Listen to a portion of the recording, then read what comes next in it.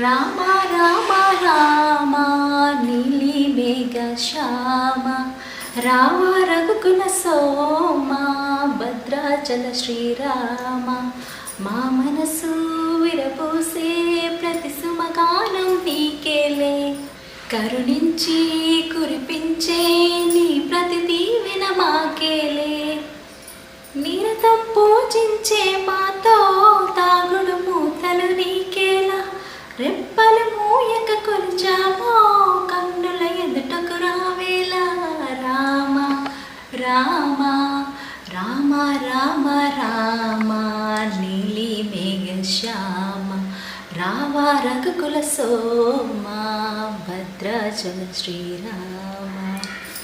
జై శ్రీరామ్. అందరికీ శ్రీరామనవమి శుభాకాంక్షలు.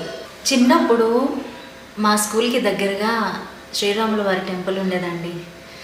అక్కడ శ్రీరామనవమికి పానకం వేసేవారు. చాలా డ్రమ్ముల నిండగా మాకు సరిపోయేది కాదు. 4-5 సార్లు వెళ్ళి తాగేవాళ్ళం. అబ్బా ఏం రుచి అండి! ఆ పానకం రుచి ఇప్పటికీ మర్చిపోలేమండి. అలాంటి పానకం ఇప్పుడు నేను తయారు చేసుకొని దేవునికి నైవేద్యం పెట్టి నేను తాగిద్దాం అనుకుంటున్నానండి. మరి మీకు కూడా చేసి చూపించనా? ఆ పానకం ఎలా చేయాలో చెప్పనా? ఇప్పుడు ఈ స్వీట్ అండ్ టేస్టీ పానకంలోకి కావాల్సిన పదార్థాలు: బెల్లం,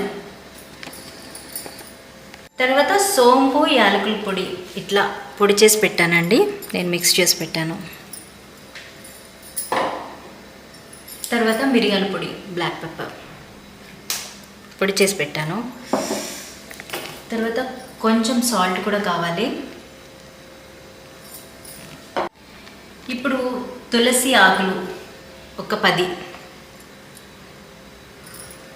తర్వాత ఇది పచ్చ కర్పూరం అండి. కొంచెం వేసుకోవాలి, చాలా బాగుంటుంది. అంటే టెంపుల్లో మనం తీర్థం తీసుకున్న ఆ ఫ్లేవర్ వస్తుందన్నమాట. చాలా బాగుంటుంది. కొంచెంగా వేసుకోవాలి, ఎక్కువ వేసుకోకూడదు, సరేనా? చిటికల్లో హాఫ్ చిటికడ వేసుకోవాలి. ఇది స్వీట్ బాసిల్ అండి, కామ కస్తూరి అని కూడా అంటారు. స్మెల్ కోసం వేస్తారు, చాలా బాగుంటుంది. యాక్చువల్లీ మేము వేస్తాం అనమాట. ఓకే, ఇవన్నీ కావాల్సిన పదార్థాలు. కొంచెం నిమ్మకాయ కూడా, హాఫ్ స్పూన్ నిమ్మకాయ వేసుకోవాలి. ఇవ్వండి ఇప్పుడు మనం పానకం తయారు చేయడానికి కావలసిన పదార్థాలు. ఇప్పుడు తయారు చేసేద్దామా? తయారు విధానం: ముందుగా కొంచెం వాటర్ పోసుకుందామండి. తర్వాత బెల్లం, తురిమిన బెల్లం, పౌడర్ చేసిన బెల్లం అనమాట. ఇది బెల్లం పౌడర్. చిటికెడు శొంఠి, సోంపు యాలకుల పొడి చిటికెడు,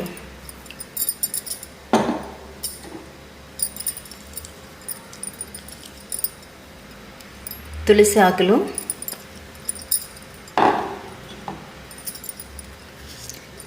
చిటికెడు ఉప్పు,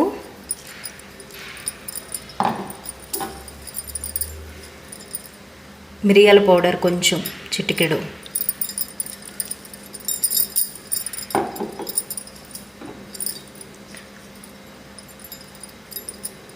కామ కస్తూరి అంటారండి. ఇది స్మెల్కి వేస్తారు, చాలా బాగుంటుంది స్మెల్. 2 వేసాను.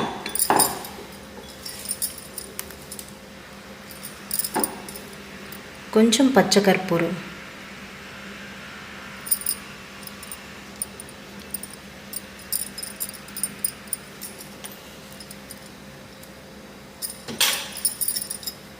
బాగా మిక్స్ చేసుకోవాలండి బెల్లం కరిగేదాకా.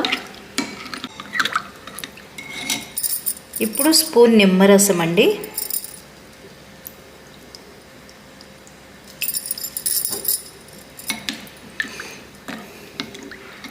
బెల్లం కరిగే వరకు తిప్పుకోవాలి.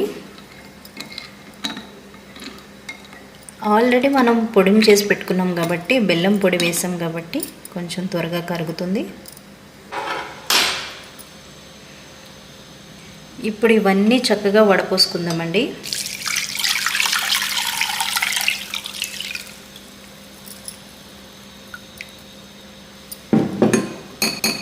మళ్ళీ ఇందులో కొన్ని తులసి ఫ్లేవర్ కోసం, టేస్ట్ కోసం. చూసారు కదా, టెంపుల్ స్టైల్ పానకం రెడీ అయిపోయింది. ఇప్పుడు దేవుడికి నివేదించుకొని అందరూ ప్రసాదంలాగా ఆరగించేయచ్చు. ఇది ఎండాకాలంలో చాలా చలవ చేస్తుందండి. పానకం చాలా మంచిది, పిల్లలు పెద్దలు అందరూ తీసుకోవచ్చు. ఫ్రిడ్జ్లో పెట్టుకొని తీసుకుంటే ఇంకా బాగుంటుంది చల్లగా. సరేనా? దేవుడికి నైవేద్యం పెట్టేసామండి. ఇప్పుడు నేను టేస్ట్ చేసేసి ఎలా ఉందో మీకు చెప్పేస్తాను. మీరు కూడా నేను తయారు చేసుకున్నట్టుగా చేసుకొని ఎలా ఉందో నాకు కామెంట్ రూపంలో పెట్టేయండి. సరేనా?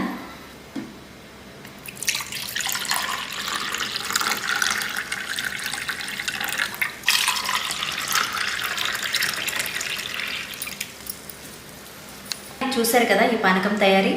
దేవునికి నైవేద్యం పెట్టేసాము. ఇప్పుడు నేను టేస్ట్ చేసి ఎలా ఉందో చెప్పేస్తాను. సరేనా?